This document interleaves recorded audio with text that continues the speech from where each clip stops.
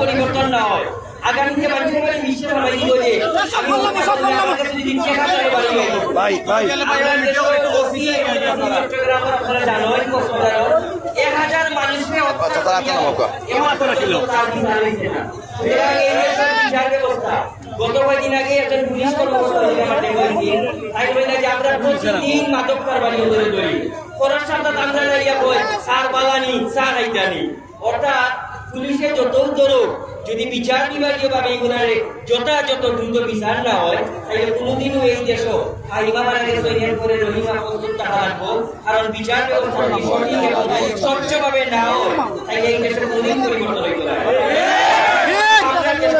পৃথিবীর অন্যান্য দেশও একটা উত্তম তৈরি করিয়া করা লাগে আমরা দেখো সমাজে উদ্বোধন হয় প্রতিদিন দাঁড়িয়েছিলেন বিভিন্ন ধরনের হত্যা নির্যাতন জুলুম নির্যাতন বিভিন্ন ধরনের মানুষের হত্যাটাকে ভয়ঙ্কর জঘন্য করা দিল মানুষের নির্যাতন করা বিভিন্নভাবে জুলুম করা সুতরাং আমরা যদি সভা সমাবেশ মানববন্ধনে কোনদিনও কোনদিনও এই দেশের বিচার ব্যবস্থা